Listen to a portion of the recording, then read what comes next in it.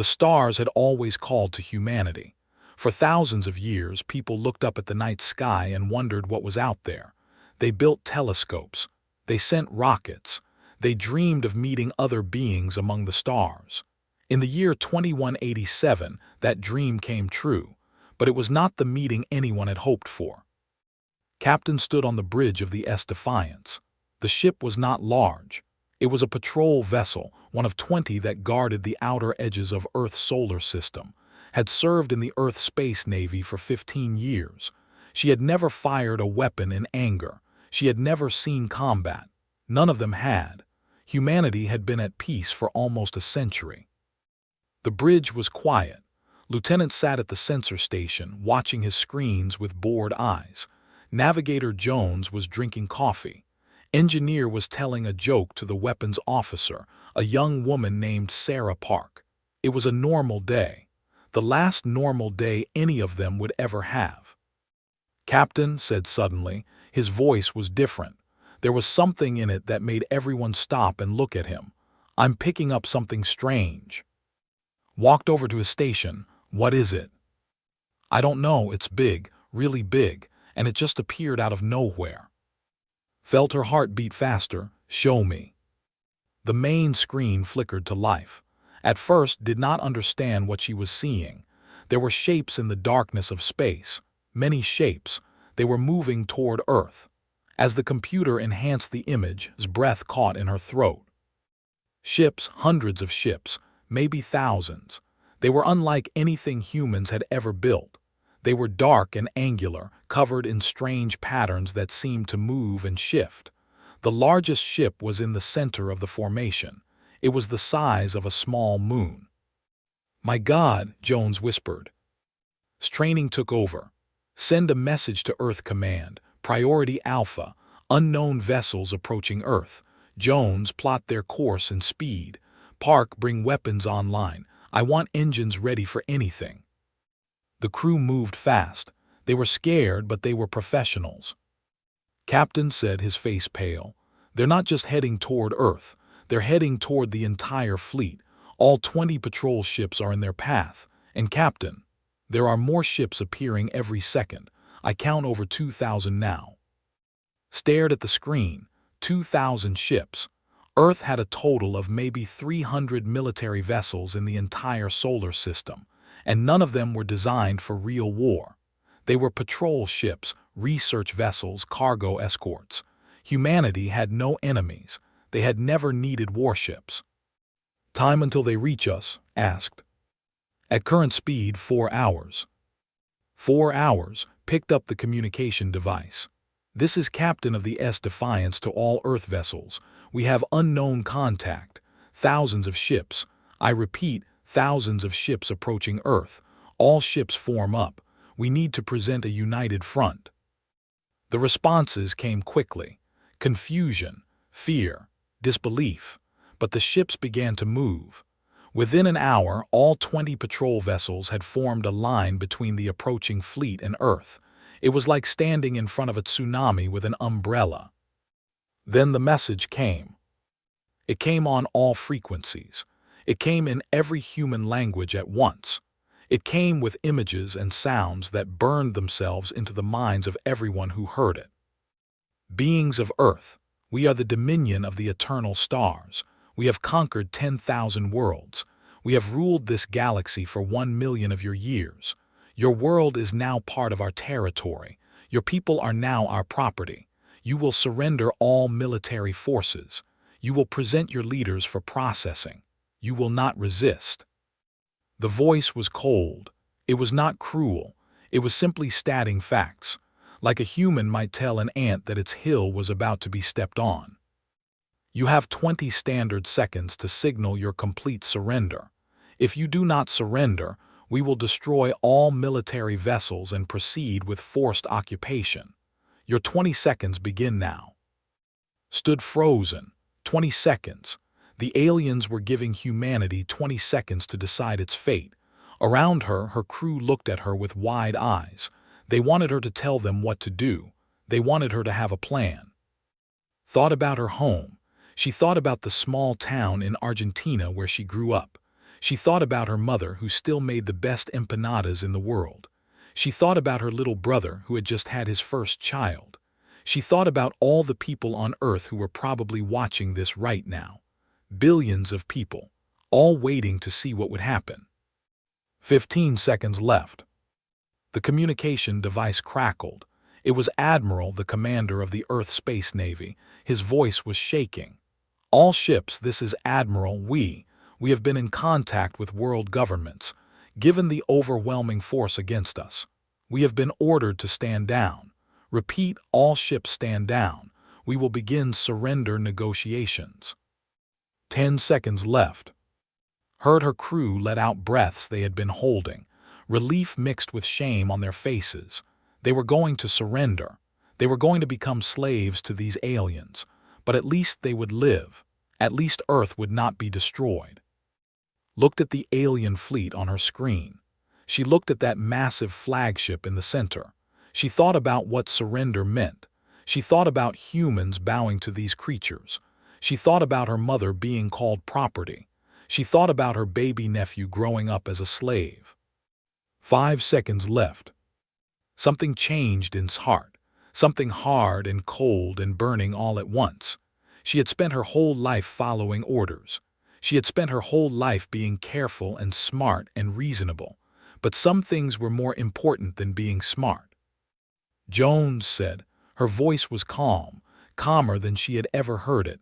"Plot a collision course with the alien flagship."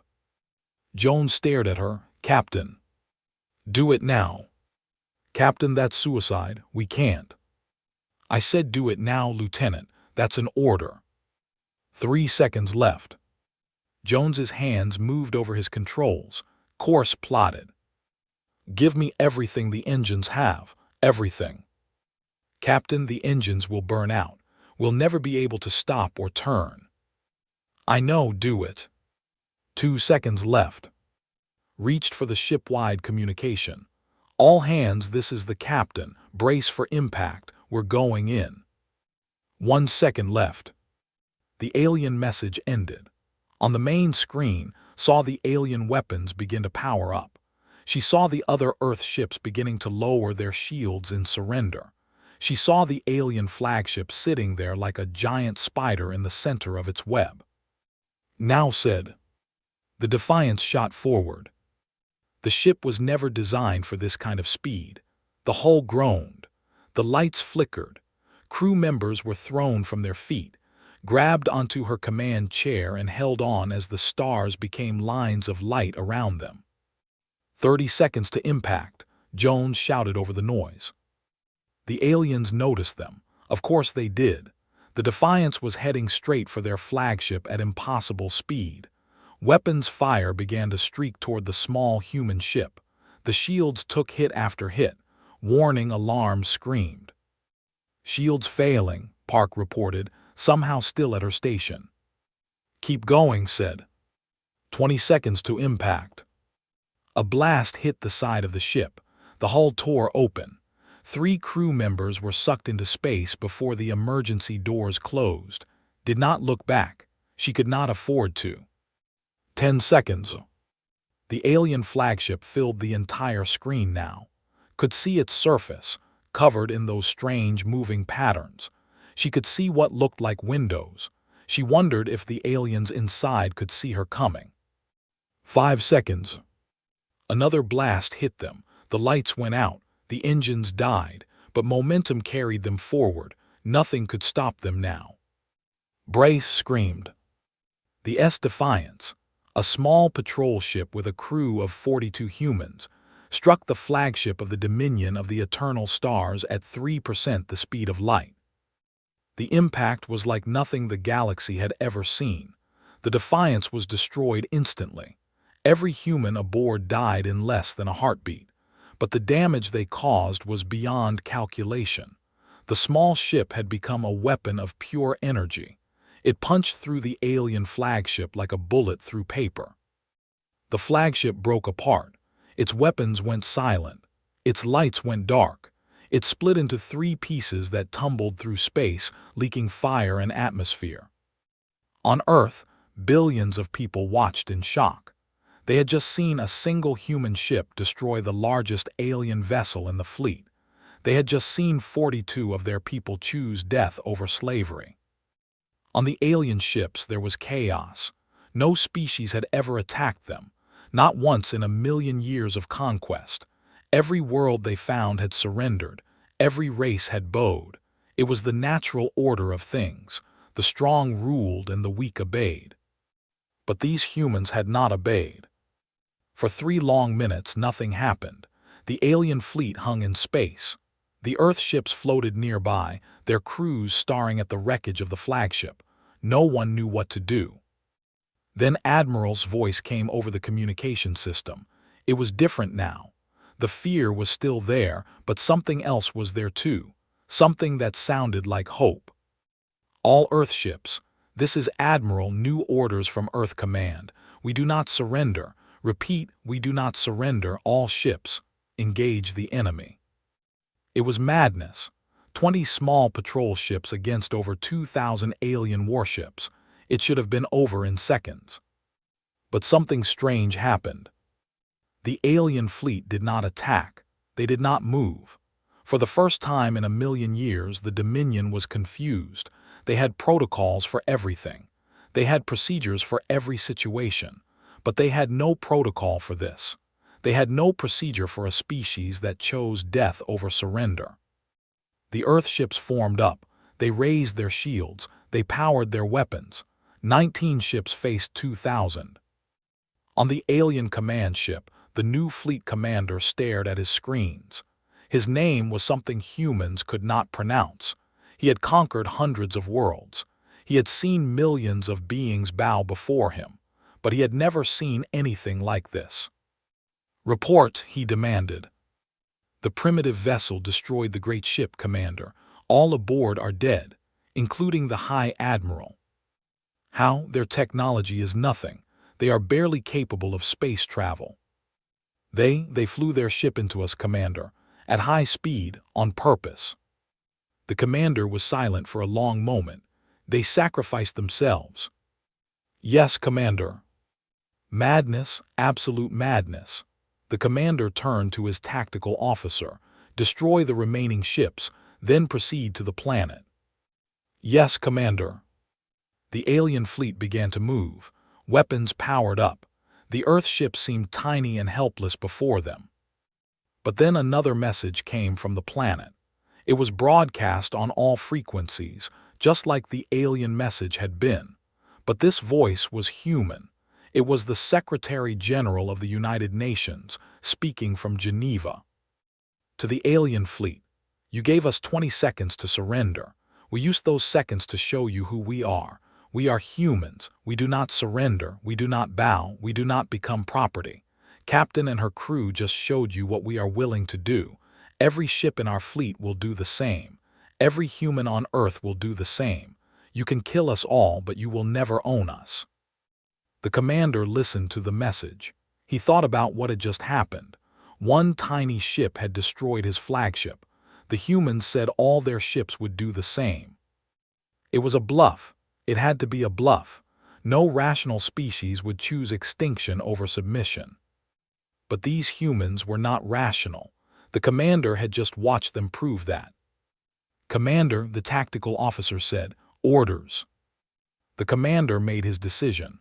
"Hold position. I need to consult with the High Council. This situation is unprecedented." For the first time in a million years, the Dominion hesitated. On Earth, people began to cheer. They did not know what would happen next. They did not know if they would live or die. But they knew that for now, in this moment, they had not surrendered. 42 people had given their lives to show the universe that humanity would not bow. In the wreckage of the alien flagship floating among the debris, there was a piece of metal. It was from the Defiance. On it, barely visible, was the ship's motto. The words had chosen when she first took command, years ago, never knowing how important they would become. The words said, "Still standing." The metal tumbled through space, carrying that message into the darkness. It was a small thing, a tiny piece of a tiny ship, but it meant everything. The first battle was over. But the war was just beginning. Across the galaxy, word began to spread. A species called humans had destroyed a Dominion flagship. They had chosen death over surrender. They had done the impossible. For the first time in 1,000,000 years, the conquered peoples of 1,000 worlds began to wonder, what if we did the same? The universe would never be the same, and it all started with 20 seconds and one ship that refused to stop. 3 days had passed since the Defiance had burned its way into history. 3 days since 42 humans had shown the galaxy what their species was made of. 3 days of waiting, watching, and wondering what would come next. The alien fleet still hung in space just beyond Mars. They had not attacked, they had not retreated, they simply waited, and humanity waited with them. On Earth, everything had changed. The video of the Defiance's final charge had been watched by every person on the planet. Captain's face was on every screen. Her name was on every tongue. Children were already playing games where they pretended to be her, flying their toy ships into imaginary enemies. But while the people celebrated a hero, the governments of Earth were preparing for war. The United Nations Emergency Council met in Geneva. The room was full of presidents, prime ministers, generals, and admirals. They came from every nation on Earth. For once, there was no arguing about borders or resources or old grudges.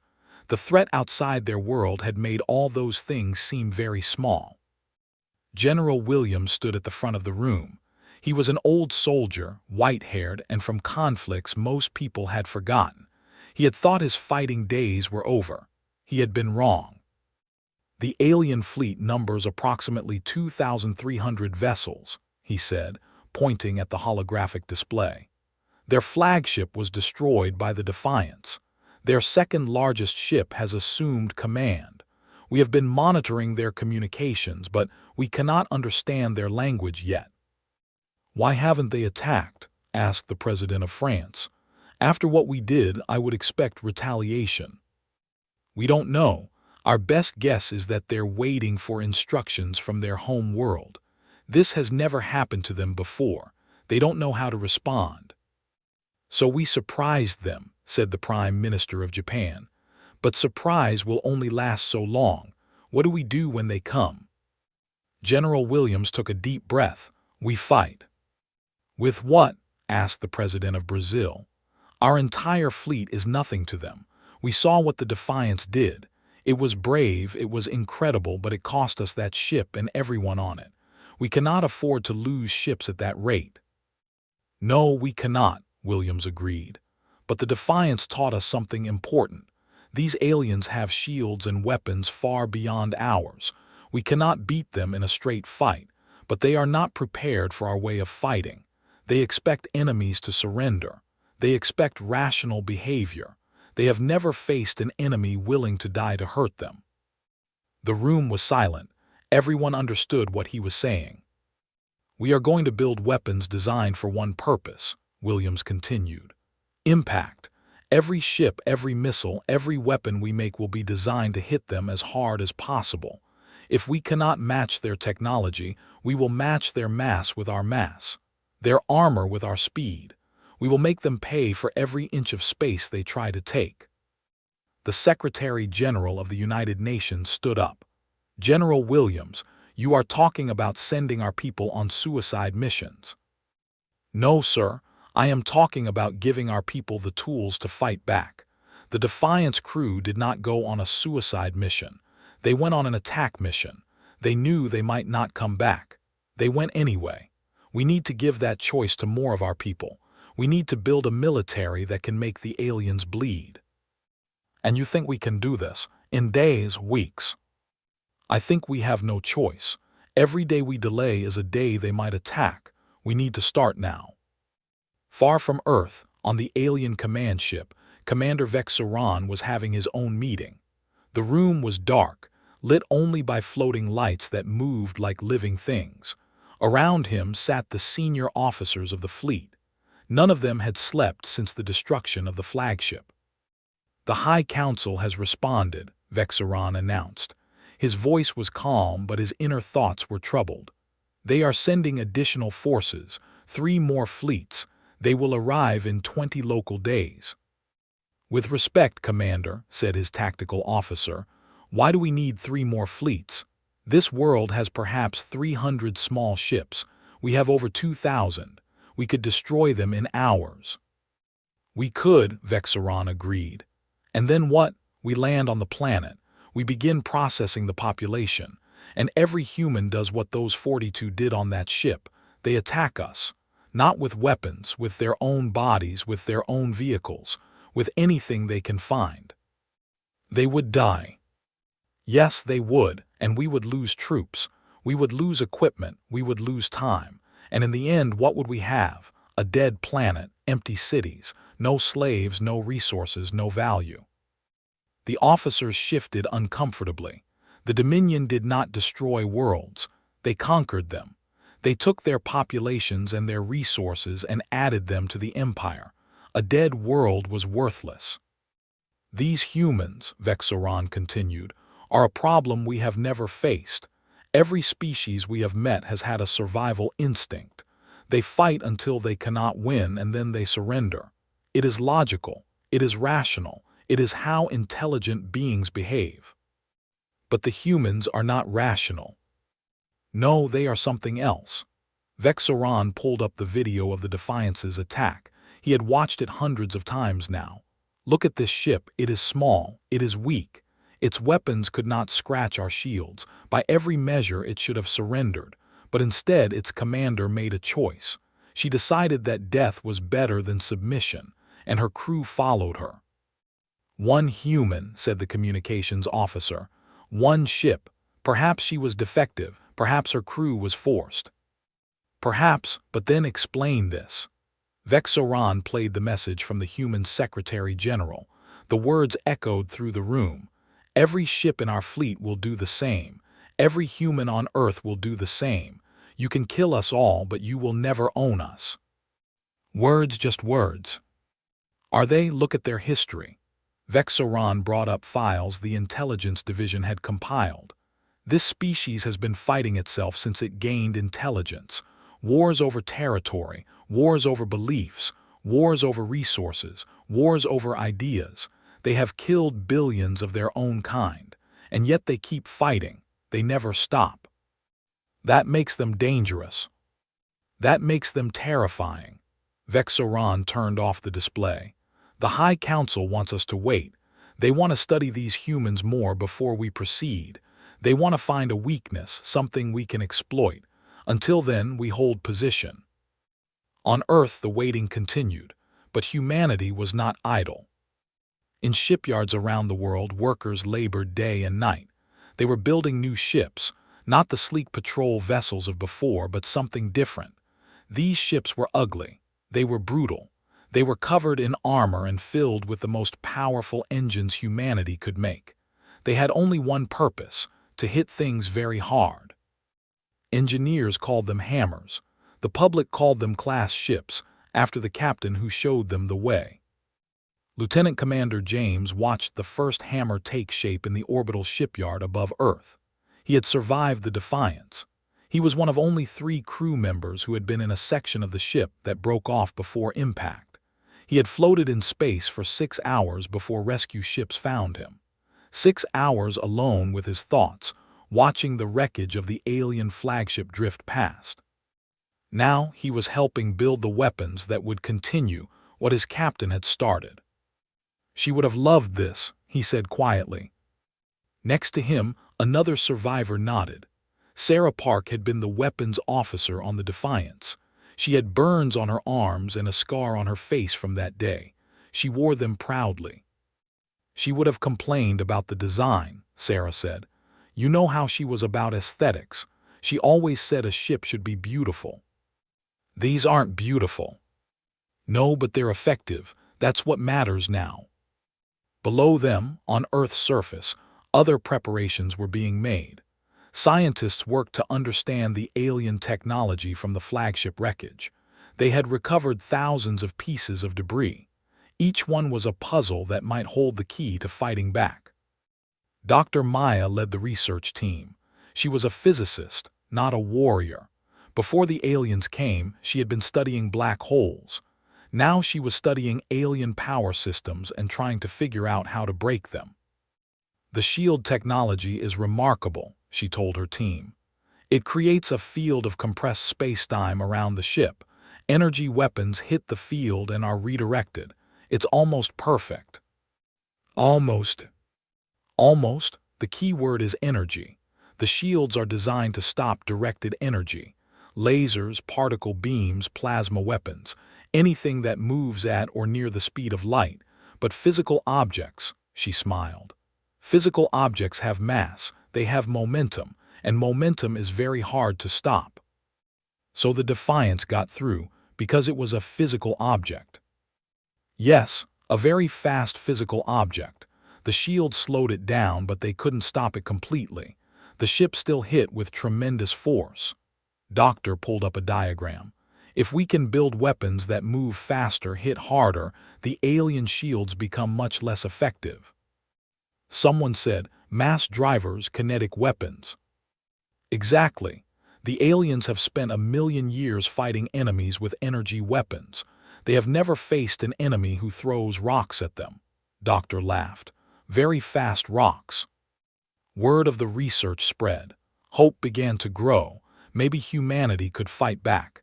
Maybe they were not as helpless as they seemed. But the aliens were not idle either. On the command ship, Vexoran received reports from his scouts. The humans were building things, new ships, new weapons. They were preparing to fight. They are brave, his first officer observed. Foolish but brave. Do not underestimate them, Vexoran warned. Remember the Defiance. Remember what one ship did to us. One ship caught us by surprise. It will not happen again. Will it not? Look at these new vessels they are building. Vexoran showed the scout images on the screen. No weapons that we can see, no offensive capability at all, just engines and armor. What do you think they are for? The first officer's face changed as understanding dawned. They are building more ships like the Defiance, ships designed to ram us. Yes, they are turning their entire fleet into weapons. They are willing to throw themselves at us, ship after ship, until we are all dead or they are. That is insane. That is human, and that is why the High Council is worried. We could destroy their fleet. We could bombard their cities from orbit, but they would never stop fighting. They would throw rocks at us. They would crash their aircraft into our landing ships. They would attack us with their bare hands if they had nothing else. Vexoran turned away from the screen. I have studied their history. They have a saying, give me liberty or give me death. They have said it for centuries. I thought it was just words. Now I know they mean it. Back on Earth, the people were starting to mean it too. In cities around the world, volunteers lined up to join the military. Young people, old people, people who had never held a weapon in their lives. They came because they had seen what the Defiance did. They came because they refused to surrender. Among them was a young woman named Maria. She was 20 years old. She had been studying to be a teacher. Now she was standing in line at a recruitment center in Ayers, waiting to sign up for the Space Navy. The recruiter looked at her application. Are you related to? She was my cousin, Maria said. We grew up together. The recruiter was silent for a moment. Then he stood up and saluted. It is an honor. Maria felt tears in her eyes, but she blinked them away. When do I start? Tomorrow. We're putting everyone through accelerated training. We don't have much time. Maria nodded. She thought about the stories they had shared as children, about the dreams they had dreamed, had always wanted to see the stars. She had made it farther than any of them ever expected. Now it was Maria's turn to continue the journey. 3 days after the Defiance changed history, humanity was transforming. They were building weapons. They were training soldiers. They were preparing for a war that might destroy them.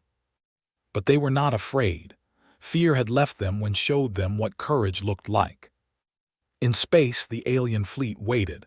Reinforcements were coming. 1,000,000 years of conquest was on their side. But humanity had something the aliens had never encountered before: the absolute refusal to kneel. The countdown to war continued, and everyone, human and alien alike, knew that when it began, the galaxy would never be the same. 20 days had passed. The alien reinforcements had arrived. What was once a fleet of 2,000 ships was now a force of over 8,000. They spread across the space between Mars and Earth like a dark cloud, blocking out the stars. It was the largest military force the Dominion had ever sent to conquer a single world. And they were not alone. A being had come with the reinforcements. His name, translated roughly, was the Bringer of Peace. He was not a military commander. He was something more dangerous. He was a negotiator. The Bringer of Peace had ended 1,000 wars without firing a shot. He understood how species thought. He knew how to find what they valued and use it against them. He had brought rebellions to their knees with words alone. Now he studied the humans through the screens of his ship. He watched their news broadcasts. He listened to their music. He read their books. And for the first time in his very long life, he was not sure he could win. "They are strange," he said to Commander Vexaron. "Every species values survival above all else. It is the most basic instinct, but these humans, they have placed other things above survival: honor, freedom, pride. They would rather die than lose these things." "Then we cannot negotiate with them," Vexaron said. "I did not say that. I said they are strange, not impossible. Every species has pressure points, things they care about more than their beliefs.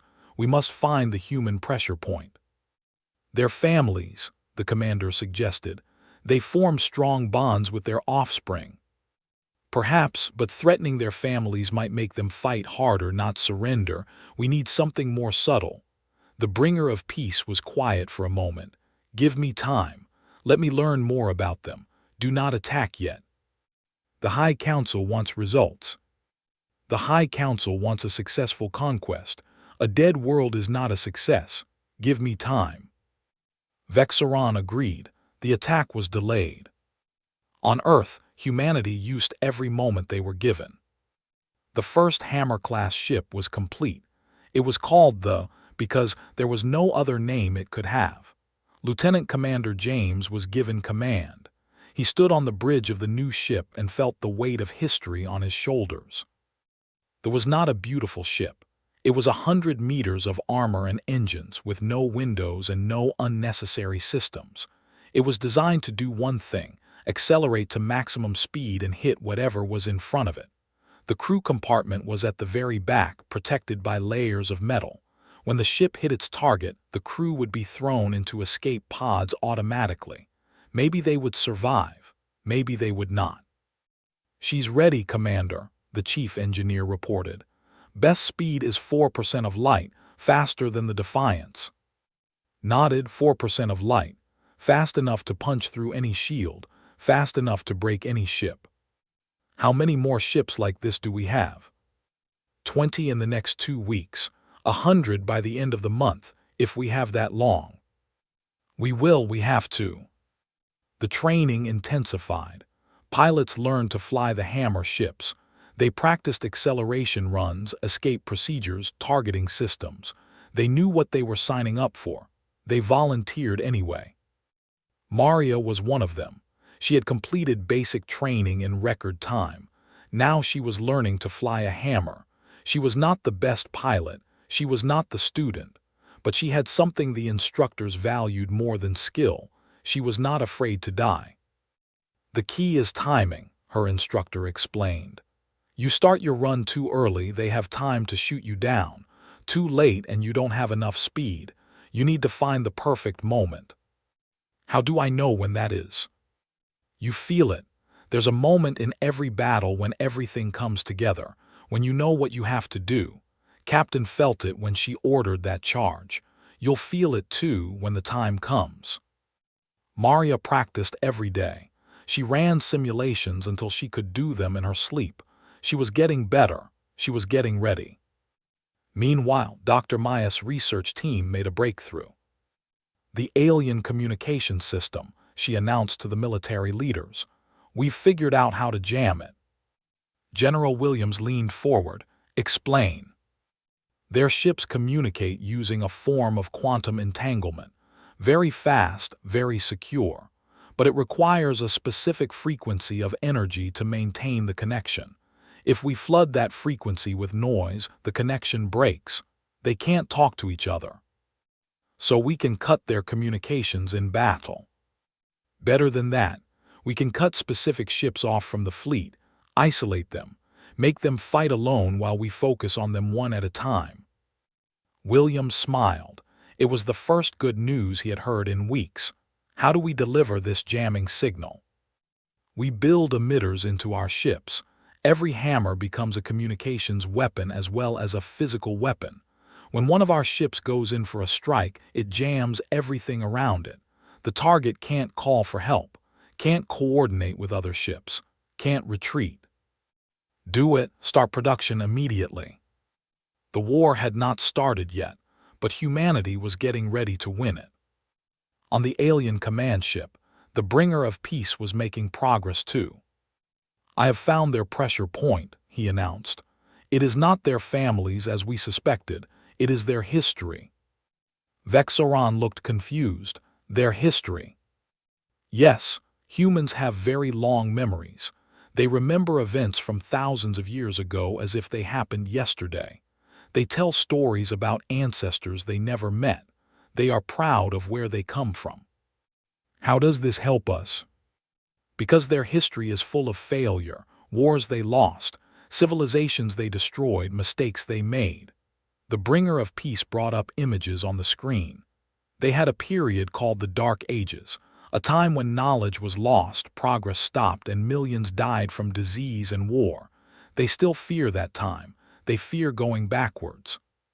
So we offer them a choice, join the Dominion and advance forever. We give them technology beyond their dreams. We cure their diseases. We extend their lives. We take them to the stars. The bringer paused. Or refuse and we destroy their technology. We burn their cities. We send them back to that dark age they fear so much. Not death, but a return to the past they hate. Vexoran considered this. You think they will surrender to avoid going backwards? Some will, many will, enough to create division. And division is all we need. Once they start fighting each other about whether to surrender, they will be too weak to fight us. It was a good plan. It had worked on hundreds of worlds before. But the bringer of peace did not know about something called the Internet. When the alien broadcast came, offering technology and immortality in exchange for surrender, it did create discussion. There were people who wanted to accept. There were people who wanted to fight. There were arguments on every platform in every language. And then something unexpected happened. A video appeared online. It was not made by any government. It was made by a teenager in a small room with a cheap camera. Her name was Li Wei, and she was 15 years old. They want to give us technology, she said to the camera. They want to cure our diseases. They want to make us live forever. In exchange, we just have to give up everything that makes us human, our freedom, our choice, our right to make our own mistakes. The video went on. Li Wei talked about her grandmother who had survived a great famine and built a business with her own hands. She talked about her parents who had come from nothing and given her everything. She talked about what freedom meant to her family. My grandmother could have given up 100 times. Life was hard. She was poor. She was hungry, but she kept fighting because she knew that a life where someone else controlled her was not a life worth living. The aliens are offering us the same deal. Give up control and we'll take care of you. But my grandmother's generation knew what we seem to have forgotten. Nothing is free. If someone offers to take care of you, they also want to own you. The video ended with a simple message. Remember the defiance. Remember what 42 people died for. Don't let their sacrifice be for nothing. The video went everywhere. Within hours, billions of people had seen it. The discussion changed. The people who wanted to surrender became quieter. The people who wanted to fight became louder. On the alien command ship, the bringer of peace watched the human response with growing concern. "They are not dividing," he said. "They are unifying. How is this possible?" Vexaron had no answer. The psychological attack had failed.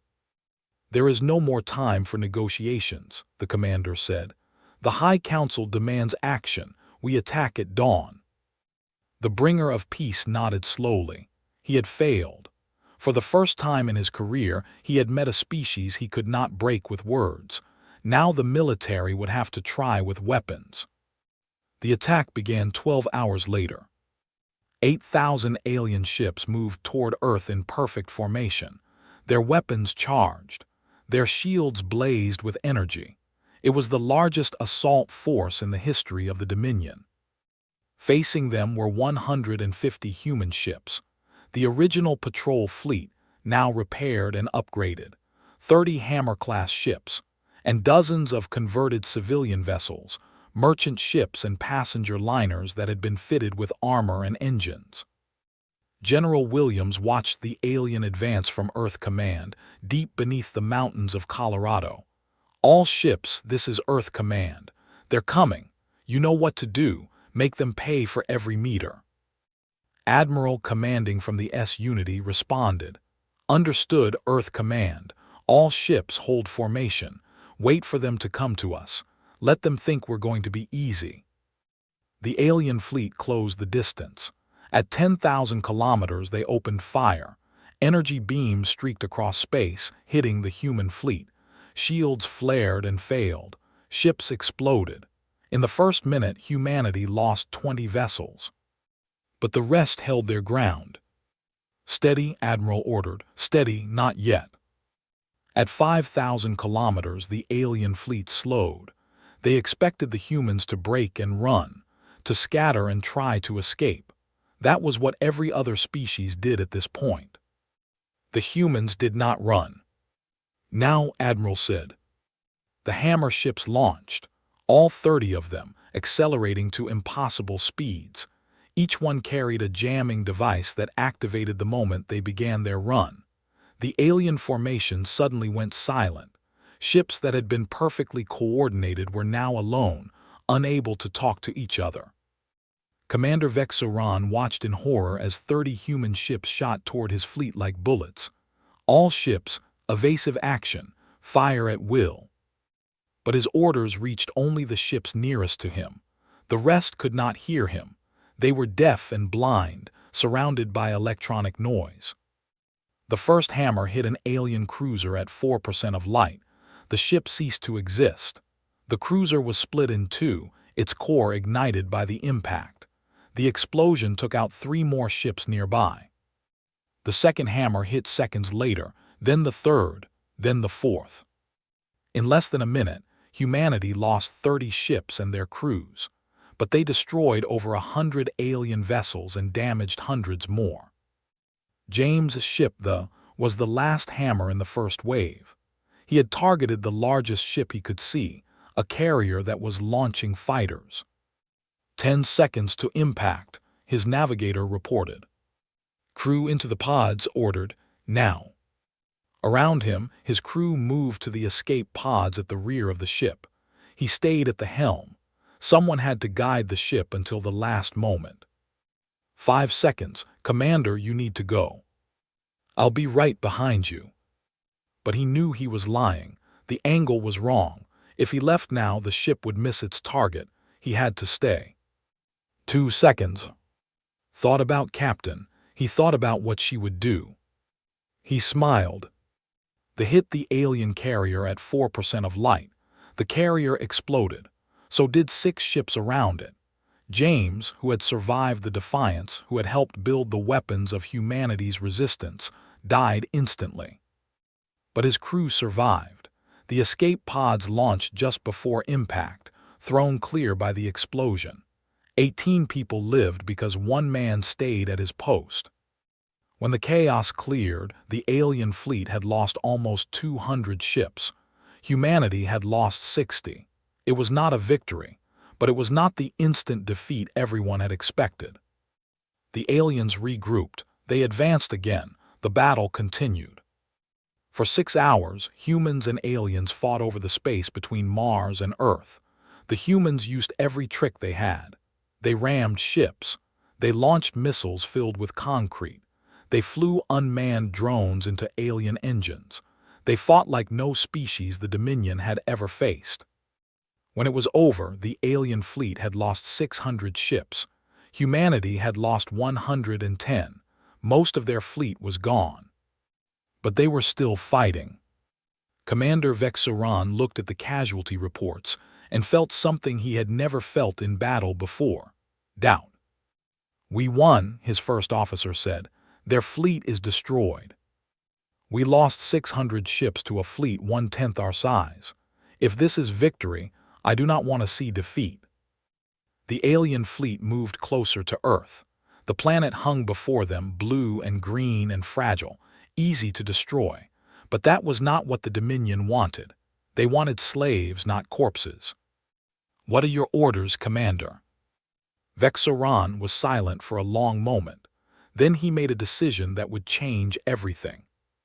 "We will not bombard the planet. We will not destroy them from orbit. We are going to land troops and take this world the old way, face to face." "Commander, their resistance on the ground could be." "Could be what? Worse than this?"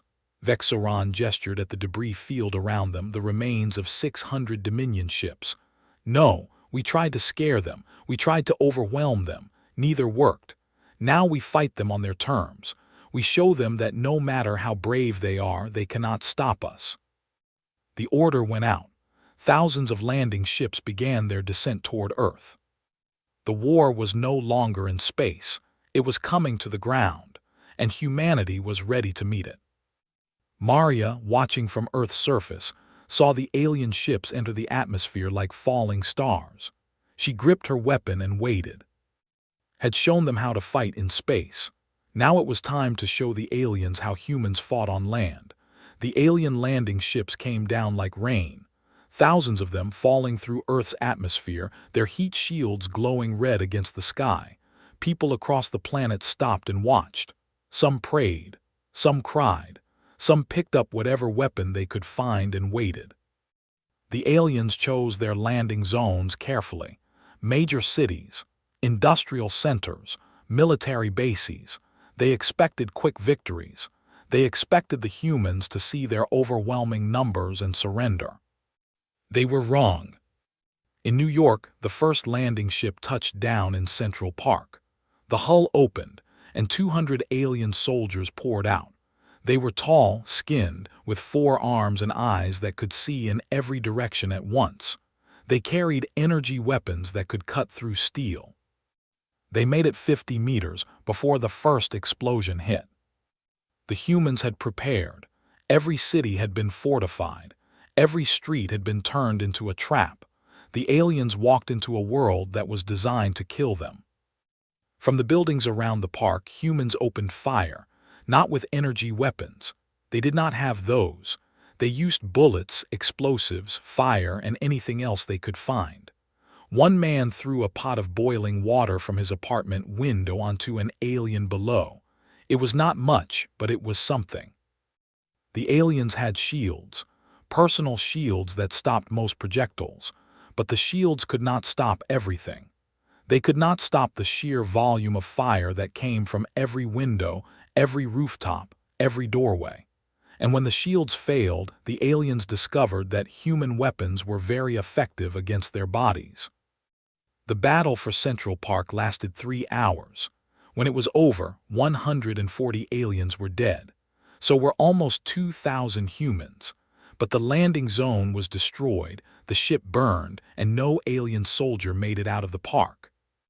Similar scenes played out across the world.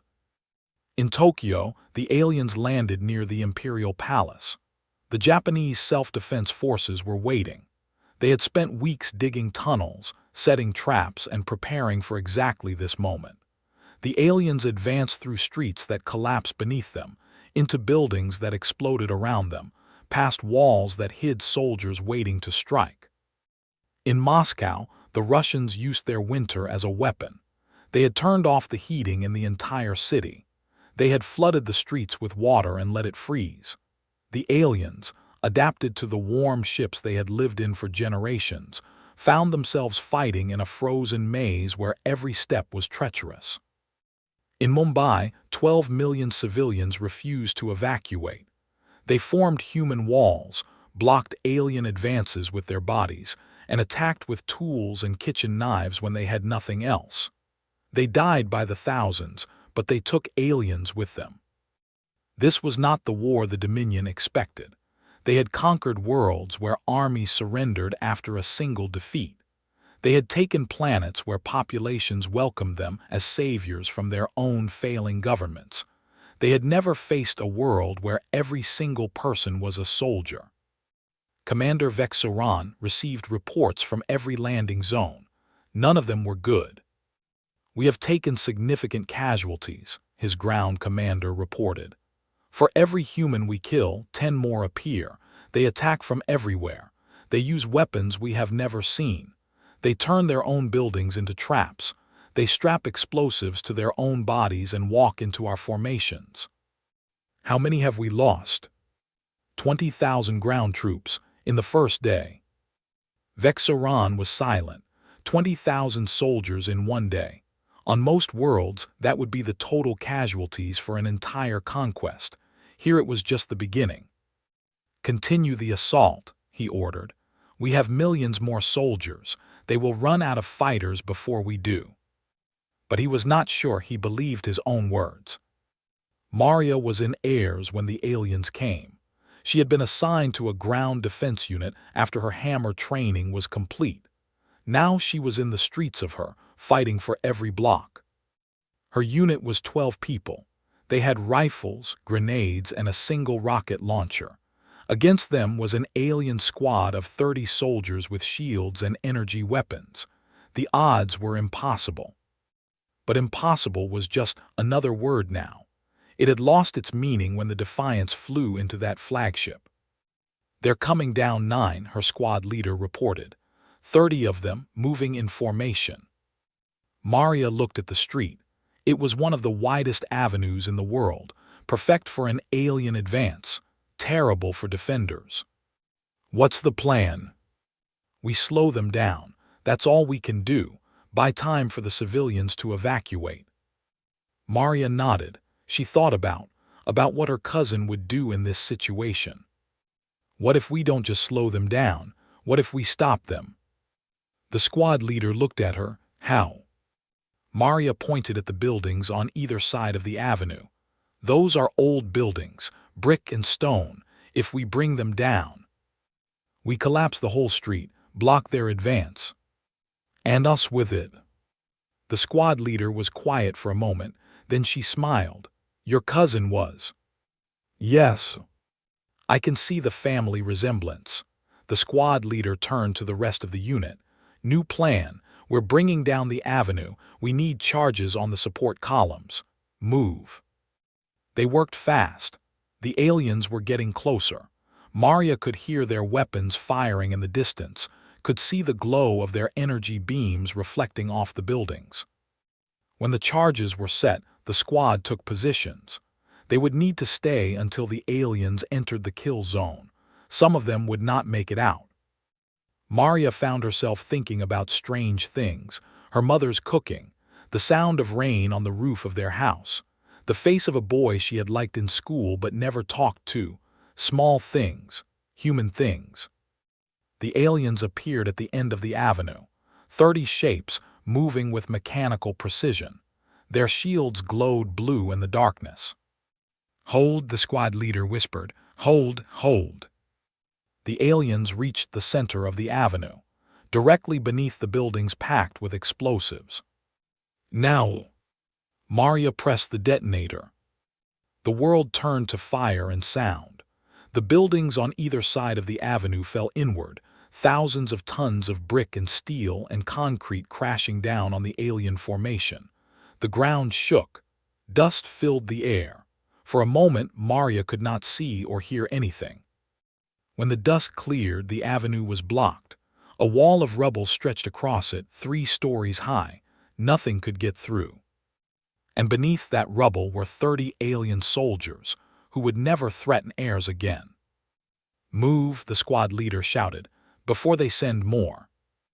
Maria ran. Her ears were ringing. Her body was covered in dust, but she was alive and the aliens had been stopped.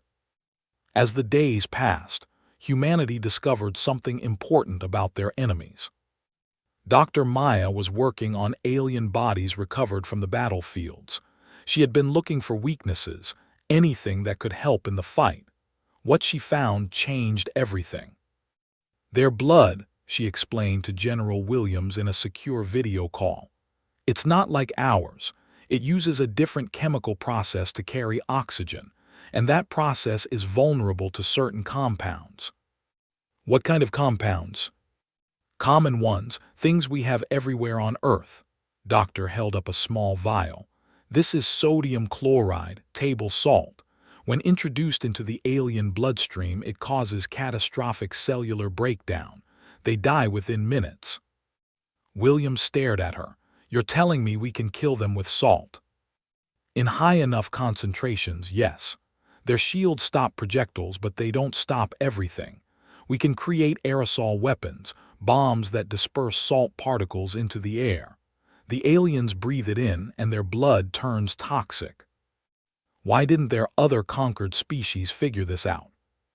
Because they never had the chance. The Dominion attacks, overwhelms, and conquers before anyone can fight back. No one has ever had time to study them like we have. The news spread quickly. Within days, factories around the world were producing salt weapons. Simple bombs, grenade-sized canisters, even modified fire extinguishers filled with concentrated salt solution. The aliens began to die. In Paris, a resistance fighter detonated a salt bomb in an alien command post. Every alien in the building died choking on their own poisoned blood. In Sydney, a team of scientists created a salt mist that could be sprayed from aircraft.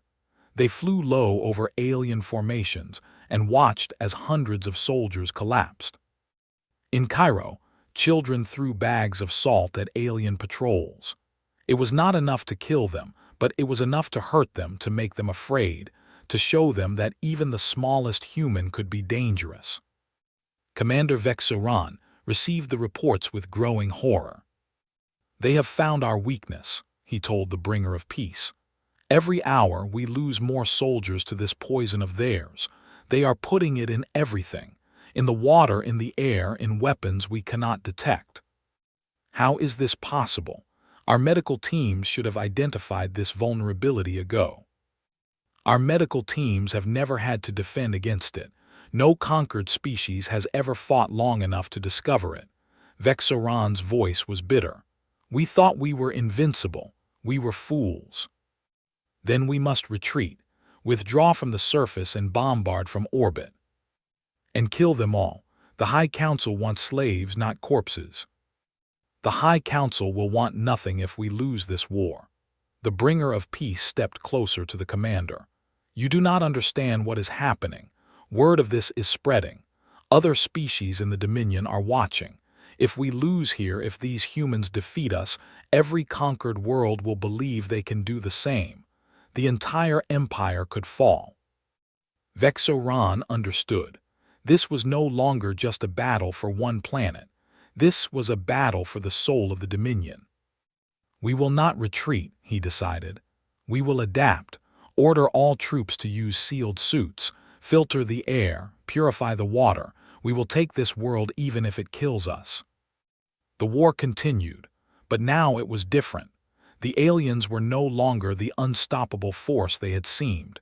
They were fighting for their lives just like the humans. Maria was promoted to sergeant after the battle for heirs. She led her squad through a dozen more engagements, each one harder than the last. She lost friends. She gained scars. She watched the city she loved turn into a... But she also watched the aliens fail. Every day the human resistance grew stronger. More weapons, more fighters, more salt. The aliens were still powerful, still deadly, still winning many battles, but they were losing the war. Slowly, painfully, one casualty at a time. On the 63rd day of the invasion, Maria was part of a force that retook the center of Airs. The aliens had fortified the old congressional building. They had thousands of troops inside. The humans had more. The battle lasted 18 hours. Maria was in the first wave that breached the building. She fought through corridors filled with smoke and fire, her rifle in her hands, her squad at her side. She saw aliens die. She saw humans die. She almost died herself twice. When it was over, the building was in human hands. The alien flag that had flown over it was torn down and replaced with the blue and white of Argentina. Maria stood on the steps of the building and looked out at the city. It was ruined, burned and broken, but it was free. Behind her, a soldier held up a communication device. "Sergeant, there's a call for you, from Earth Command." Maria took the device. "This is." "Sergeant, this is General Williams. I've been following your unit's progress. Impressive work." "Thank you, sir. I have a new assignment for you. We're planning something big, something that could end this war. We need soldiers who aren't afraid to do what needs to be done. Your name was at the top of every list." Maria looked at the destroyed city. She thought about what she had started, about what still needed to be finished. "What's the mission, sir?" "We're going to take the fight to them, not here on Earth, up there." Williams paused. "We're going to capture an alien ship, and we're going to use it to attack their fleet." Maria felt her heart beat faster. It was insane, impossible, exactly what humans did best. "When do I leave?" "Tomorrow. Get some rest, Sergeant. You're going to need it." Maria ended the call and looked up at the sky. Somewhere up there, the alien fleet was waiting, watching, thinking they were safe. They were wrong. The war was about to change again, and this time humanity was going on the offensive. The plan was simple in concept and impossible in execution. A team of humans would capture an alien landing ship, fly it back to the fleet, and dock with the main command vessel. Once inside, they would plant explosives, destroy the ship's communications, and kill as many high-ranking officers as possible. No one expected to survive. Maria stood in the briefing room with 50 other soldiers. They were the best fighters humanity had left. Veterans of 100 battles. People who had already died once in their minds and were just waiting for their bodies to catch up. General Williams stood at the front of the room, his face showing every one of his 70 years. "I'm not going to lie to you. This mission has maybe a 10% chance of success, probably less. But if you succeed, you will cut off the head of the snake. The alien fleet will be thrown into chaos. Our remaining ships can hit them while they're confused. We might actually win this war." Might, such a small word, such a fragile hope.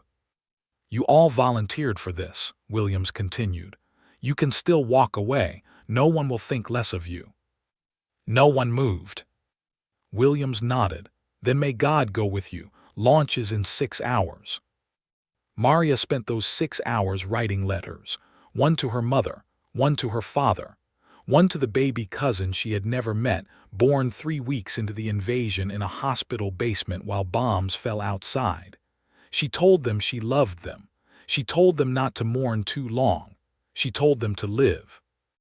Then she suited up and walked to the captured alien landing ship. They had taken it 2 weeks ago in a raid that cost 30 lives. Since then, engineers had been studying it, learning its systems, making it work for human hands.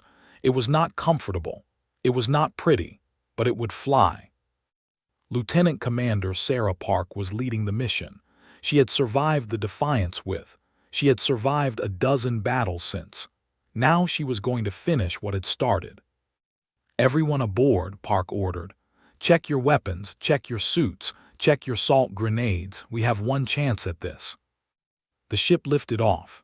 It rose through Earth's atmosphere, passing through the layer of smoke and ash that now covered most of the planet. Above, the stars waited. The alien fleet was still there. 7,000 ships, down from 8,000 at the start of the invasion. They were damaged, tired, and frustrated, but they were still dangerous. Park guided their stolen ship toward the fleet. The communication system's broadcast captured alien codes. For now, they looked like any other landing ship returning from the surface. "So far so good," the pilot muttered. "They're not shooting." "Don't jinx it," someone said.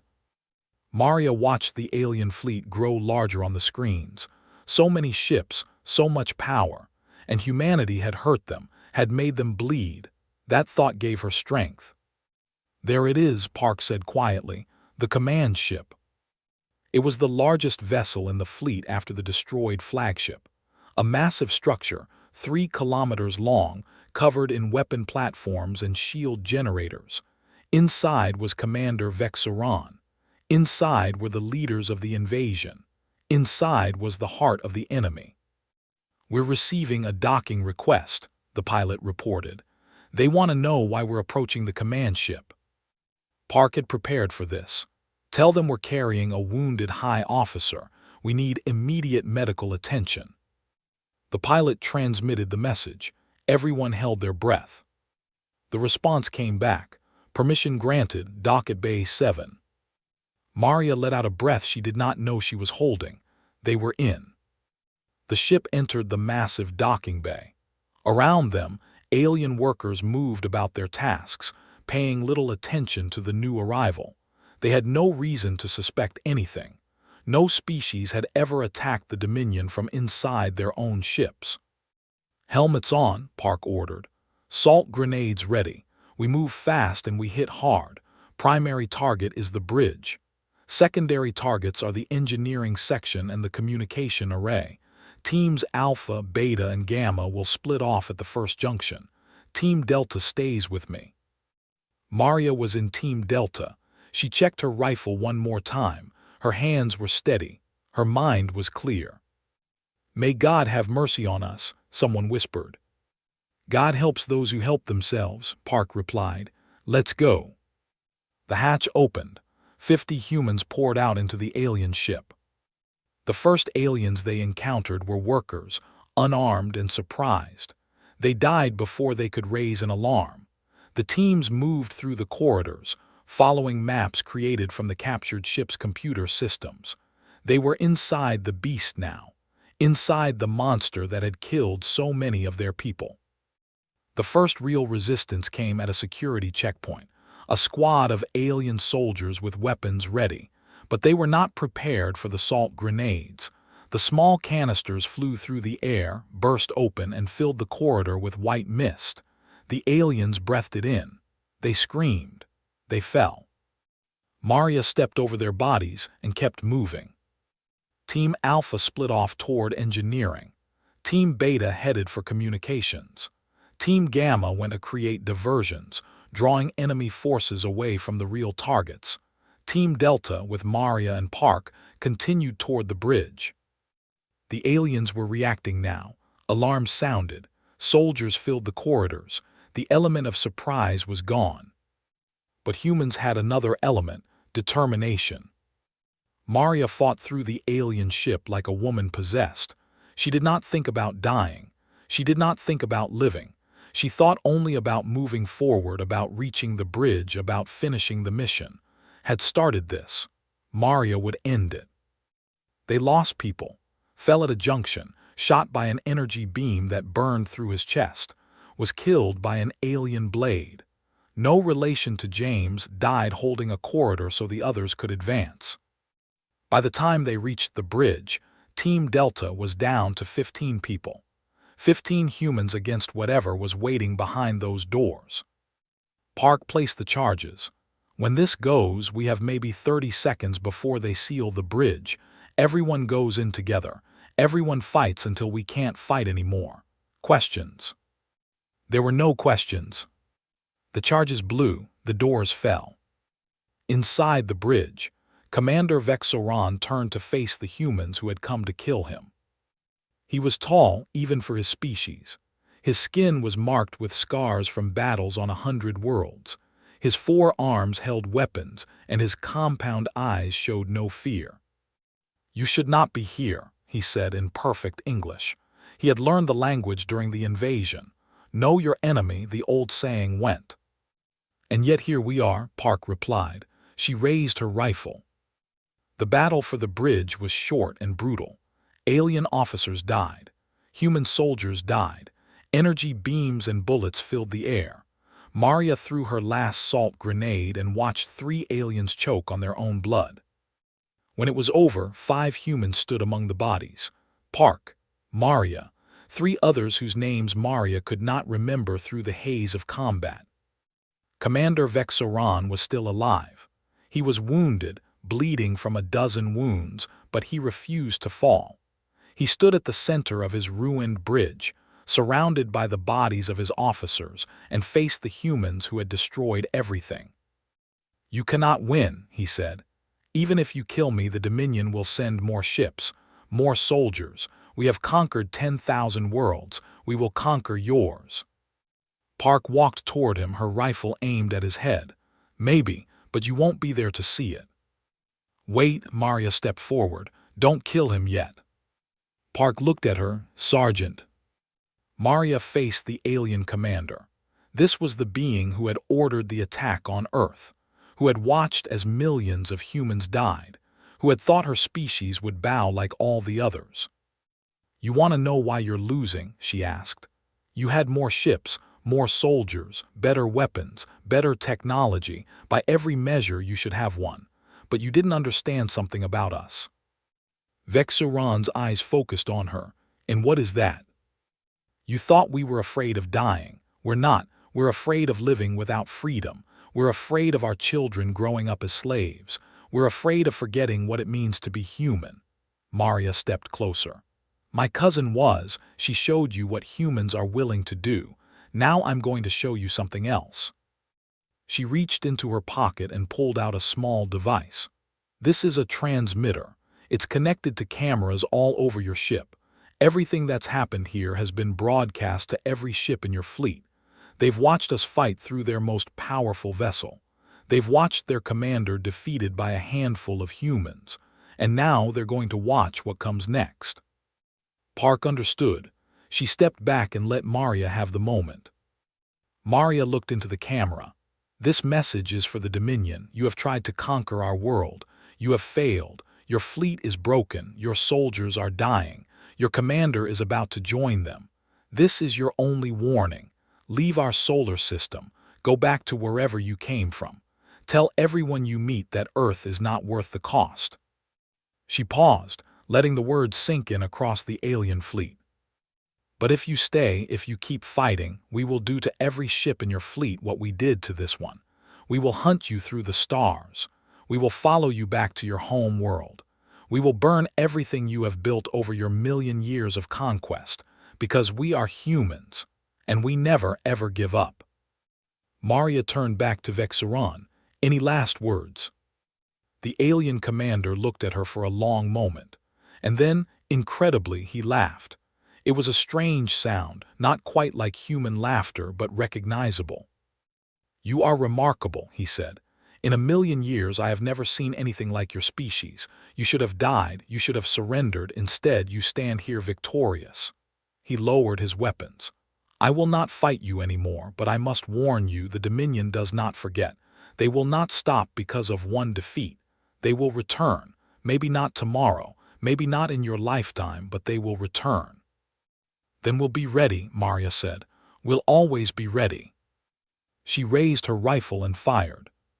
Commander Vexoran fell. The leader of the invasion was dead, and every alien ship in the fleet had watched it happen. The effect was immediate. Across the fleet, chaos erupted. Ships that had been preparing to fight began to power down their weapons. Captains argued about what to do.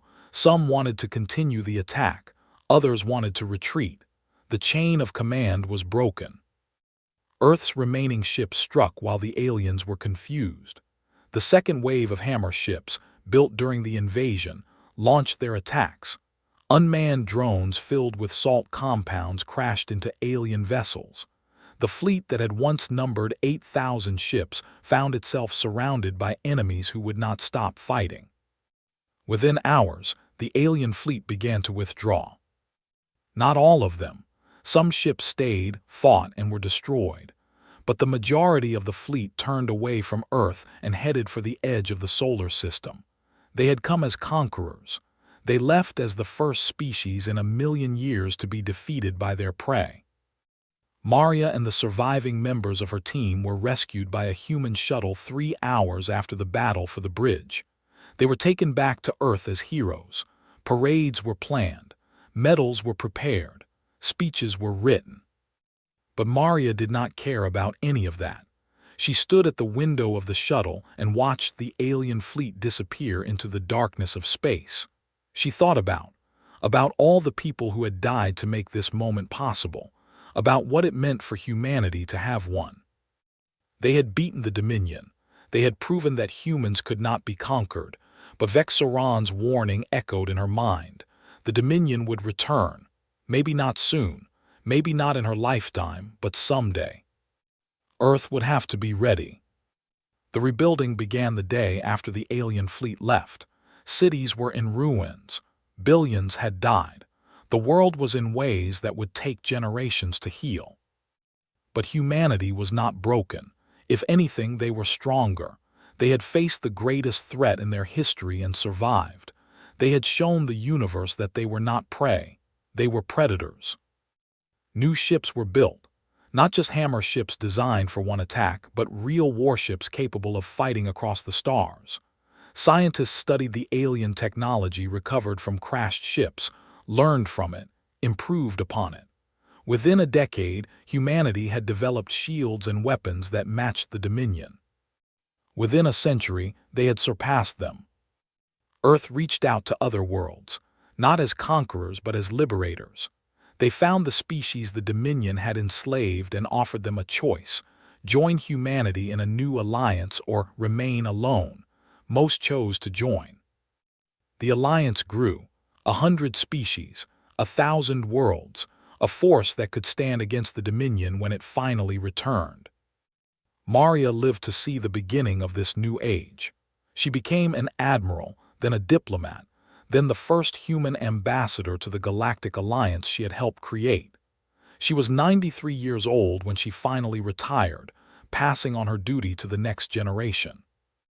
On the day she died, peacefully in her bed surrounded by family, the Alliance broadcast a message to every world.